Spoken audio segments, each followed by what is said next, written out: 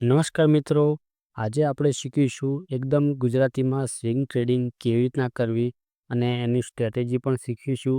તો વિડીયોમાં એન્ડ સુધી બન્યા રહેજો અને એકદમ આસાન તરીકે તે હું આજે તમને શીખાવીશ. એકદમ સિમ્પલ વેમાં સ્વિંગ ટ્રેડિંગ શેરબજારમાં કેવી રીતના તમે કરી શકો છો ને કોઈ સ્ટોકમાંથી તમે 5-10% કેવી રીતના પ્રોફિટ જનરેટ કરી શકો છો. એમાં ઘણી બધી એવી કમેન્ટ્સ આવી હતી કે સર તમે ગુજરાતીમાં એકદમ સિમ્પલ વેમાં કોઈ સ્ટ્રેટેજી હોય તો અમને બતાવો.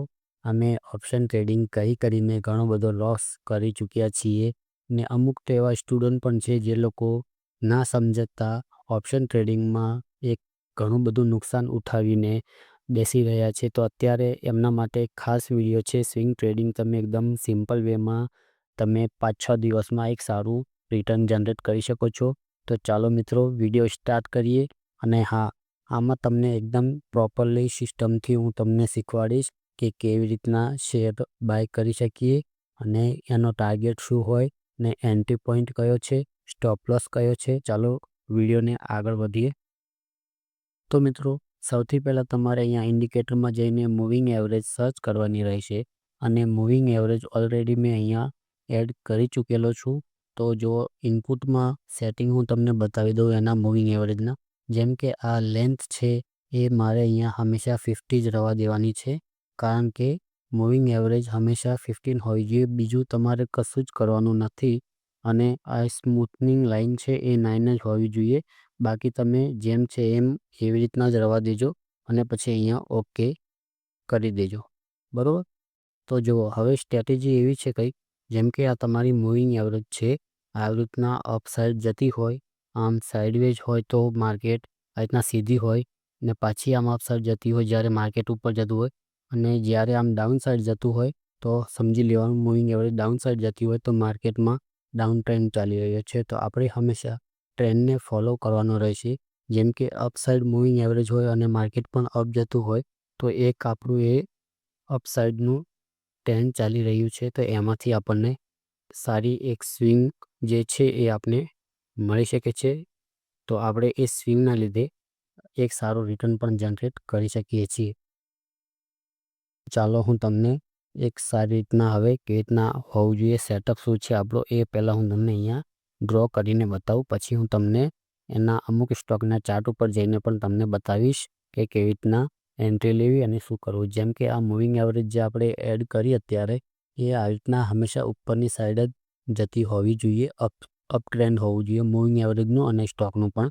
પછી સપોઝ કે પ્રાઇસ છે, જેમ કે આમ જાય છે, આ રીતના જાય છે, આ રીતના, ને પછી અહીંયા મૂવિંગ એવરેજ જોડે એ પ્રાઇસ સપોર્ટ લે છે અને એક સારી એવી એક બુલિશ કેન્ડલ બને, જેમ કે એક આ ગ્રીન કેન્ડલ છે, એવી રીતે એક સારી ગ્રીન કેન્ડલ બને ત્યારે આપણે આમાં બાયની જે ઇન્ડિકેટ કરે છે એ કેન્ડલ ઉપર આપણે બાય કરી શકીએ. અને જે કેન્ડલનો ટાર્ગેટ છે એટલો જ આપણે 1:1 કાં તો 1:2 કાં તો 1:3 રાખી શકીએ. તો એ હું તમને આગળ કેન્ડલમાં બતાવી દઈશ કેવી રીતના હોઈ શકે. આ એકદમ મેં તમને સરળ રીતે આમાં સમજાવી દીધું કે જ્યારે મૂવિંગ એવરેજ જોડે એનું પ્રાઇસ છે, એ કેન્ડલ છે એ અહીંયા ટચ થઈ ને આ રીતના એક કેન્ડલ બની જોઈએ, તો જ આમાં એક સારી રીતના કેન્ડલ બુલિશ હોય તો આપણે એમાં એન્ટ્રી કરી શકીએ છીએ. તો મિત્રો જુઓ, આ એક ટાટા પાવરનો શેર છે અને એમાં પાછળ ઘણીવાર એવી રીતના 50 મૂવિંગ એવરેજ ઉપર પ્રાઇસ સપોર્ટ લઈને તમને સારા ટાર્ગેટ પણ આપી ચૂક્યા છે. જેમ કે જો આ એક ગ્રીન કેન્ડલે અહીંયા સપોર્ટ લીધો, જે આપણી 50 મૂવિંગ એવરેજ છે ત્યાંથી સપોર્ટ લઈને જો તમને એક સારું મોમેન્ટમ પણ જોવા મળ્યું છે અહીંયા સુધી. તો તમારો અહીંયા ટાર્ગેટ 1:1 કે 1:3 કે 1:5 પણ આમાં અચીવ થયો છે.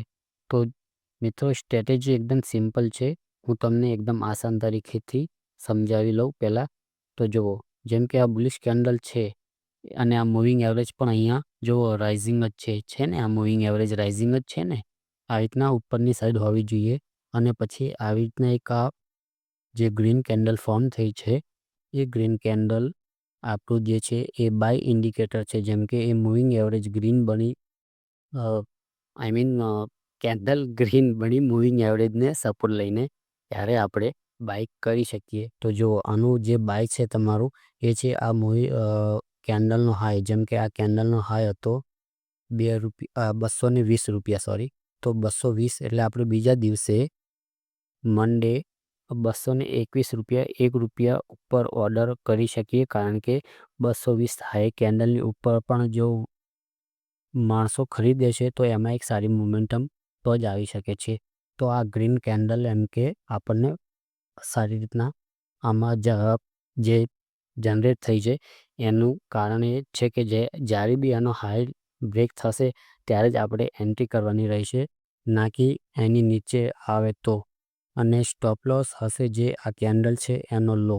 જેમ કે ₹270 આનો સ્ટોપ લોસ આપણે રાખી શકીએ, પણ 50 પૈસા નીચે રાખશો તો વધારે સારું, કારણ કે ઘણીવાર લોકો કહેતા હોય છે કે સ્ટોપ લોસ હિટ કરીને પછી શેર ઉપર જાય છે. એનું કારણ છે કે જે કેન્ડલનો લો હોય એને અમુક વાર રીટેસ્ટ કરીને પછી અમુકના સ્ટોપ લોસ કાપીને પછી જે ઉપર જાય છે. તો આપણે ₹1 નીચે સ્ટોપ લોસ રાખી શકીએ, કારણ કે આપણો સ્ટોપ લોસ હિટ ના થાય અને આપણે એમાં ટ્રેપમાં ફસાઈએ ના. તો મિત્રો, જો એક આ ટાટા પાવરમાં છે, તો હું હજુ બીજા અમુક સ્ટોકમાં પણ શીખવાડીશ, એટલે તમને પણ થોડું રિવિઝન થઈ જાય. તો ચાલો બીજા કોઈ સ્ટોકમાં જોઈ લઈએ.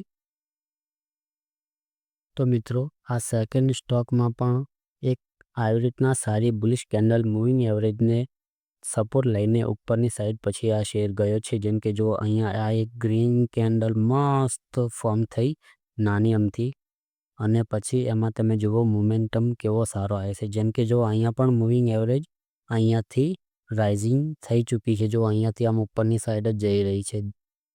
આ તમારે ખાસ ધ્યાન રાખવાનું, કારણ કે મૂવિંગ એવરેજ આવી રીતના જેમ કે આ ફોલિંગ છે એવી ફોલિંગ ના હોવી જોઈએ. આવી રીતના જે સાઇડ વેજ છે એવી રીતના સાઇડ વેજ ના હોવી જોઈએ. એકદમ રાઇઝિંગ ઉપરની સાઈડ જ હોવી જોઈએ, જેમ કે આ અહીંયા દર્શાવી રહી છે. આવી રીતના અપર સાઈડમાં જ હોવી જોઈએ. પછી બીજો આ પણ BELમાં પાછળ પણ એક ટ્રેડ આવી રીતના જ સેટઅપ બનેલો છે. જેમ કે જો આ 15 મૂવિંગ એવરેજ રાઇઝિંગ જ છે અને અહીંયા એક સારી કેન્ડલ ફોર્મ થઈ છે, બરાબર.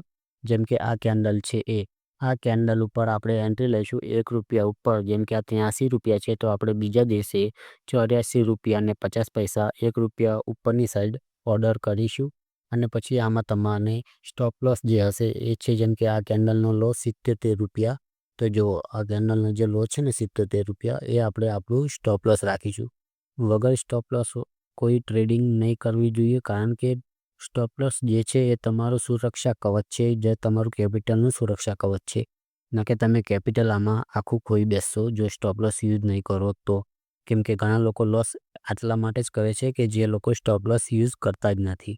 જો અહીંયા પણ મૂવિંગ એવરેજ રાઇઝિંગ છે, બરાબર. અહીંયાથી જો રાઇઝિંગ છે શેર તેનો, અને અહીંયા એક આ બુલિશ કેન્ડલ બની ગઈ. પછી બીજા દિવસે આપણે ઓર્ડર માર્યો ₹1 ઉપર. જેમ કે આ ગ્રીન કેન્ડલનો જે હાઈ છે એનાથી ₹1 ઉપર, બરાબર. પછી તમે અહીંયાથી જોઈ શકો છો તમને ટાર્ગેટ 1:3 1:4 પણ એમાં અચીવ થયો છે. મિત્રો, સ્વિંગ ટ્રેડિંગ એકદમ સિમ્પલ છે, પણ લોકો આજકાલ ઓપ્શનમાં બહુ ઇન્ટરેસ્ટ છે અને લોકોને રાતોરાત પૈસા ડબલ કરવા છે, પણ એવી રીતના હકીકતમાં થતું નથી અને હંમેશા એ માર્કેટને પૈસા આપીને આપણું લોસ કરાવી બેસે છે. ચાલો બીજા કોઈ સ્ટોકમાં એક્ઝામ્પલ હું તમને બતાવી દઉં. જો તો હવે આ એક અશોક લેલેન્ડનો સ્ટોક છે. જેમ કે જો આ મૂવિંગ એવરેજ અહીંયા એકદમ સાઇડવેઝ છે. આ હું જે બોક્સ બનાવું છું ને, આવી રીતના કન્ડિશનમાં તમારે કોઈ સ્ટોક બાય કરવાનો નહીં. જેમ કે હંમેશા આપણે મૂવિંગ એવરેજ આ કેવી રીતના રાઇઝિંગ છે એવી રીતના જ રાઇઝિંગ હોવી જોઈએ, તો જ આપણે એન્ટ્રી કરીશું. બાકી આપણે આવા સાઇડવેઝ માર્કેટમાં એન્ટ્રી નહીં કરીએ. પછી જુઓ અહીંયાથી તમે જુઓ આનો શેપ ઉપરની સાઈડ ગયો કે ના ગયો, અહીંયાથી અહીંયા ગયો ને.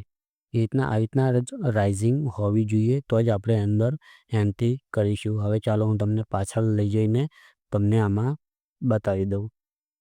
અહીંયા ગેપ અપ થઈ ગયું એટલે તમે એન્ટ્રી નહીં કરી શક્યા હો.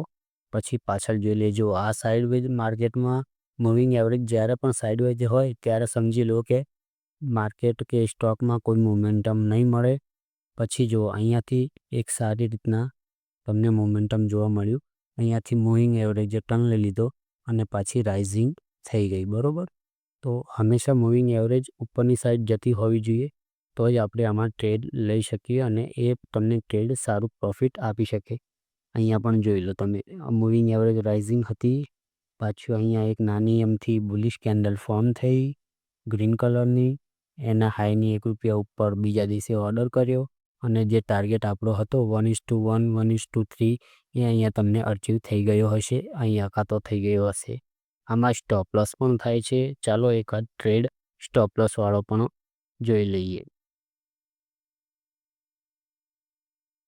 જોઈ લો, કારણ કે અહીંયા પણ જો એક સ્ટોપ લોસ વાળો હું તમને બતાવી દઉં. અહીંયા આ બે જગ્યા તમને બાયના ઇન્ડિકેટર આપ્યા, મૂવિંગ એવરેજ પણ રાઇઝિંગ હતી, પણ આ તમારા સ્ટોપ લોસ હિટ થયા છે કેમ કે આ કેન્ડલના 1:2 કે 1:3 ટાર્ગેટ હિટ નહીં થયા. જો હા તમે 1:1 રેશિયો રાખ્યો હોત તો તમે ટાર્ગેટ કદાચ અચીવ કરી લીધો હોત, પણ ઘણા લોકો તો 1:1 અને 1:3 જ ફોલો કરે છે કેમ કે સ્વિંગ ટ્રેડિંગ માટે આ બે જ જે રેશિયો છે એ સારા છે. કારણ કે જેટલું રિસ્ક લઉં છું એટલું જ મને જો પ્રોફિટ મળે તો હું એ ટ્રેડ બરોબર ના લઈ શકું કહેવાય, કારણ કે 1:2, 1:3 જ બધા ફોલો કરે છે તો હું પણ એ જ ફોલો કરું છું. તો જો સ્ટોપ લોસ પણ થાય છે, આ કોઈ બ્રહ્માસ્ત્ર નથી કે ચાલશે ને ચાલશે જ, કારણ કે આમાં સ્ટોપ લોસ તમારા જે કેપિટલ બચાવી શકે છે એ બહુ જ સારી રીતના તમે સ્ટોપ લોસ મૂકીને તમારું કેપિટલ સેફ રાખી શકો છો. તો હંમેશા સ્ટોપ લોસ વગર કોઈ ટ્રેડ લેવાનું રહેશે નહીં. તો મિત્રો, વિડીયો કેવો લાગ્યો એ કમેન્ટ કરીને જરૂર જણાવજો, અને હજુ તમે શું શીખવા માંગો છો એ પણ કમેન્ટ કરીને જરૂર જણાવજો, અને તમને આ વિડીયો સમજાયો કે ના સમજાયો એ પણ કમેન્ટ કરીને જરૂર સમજાવજો. અને જો ચેનલ ઉપર નવા છો તો ચેનલને સબસ્ક્રાઈબ કરીને બેલ આઇકોન ક્લિક કરીને અને કમેન્ટ જરૂરથી કરજો કે વિડીયો કેવો લાગ્યો. મળીશું આપણે હવે નેક્સ્ટ વિડીયોમાં.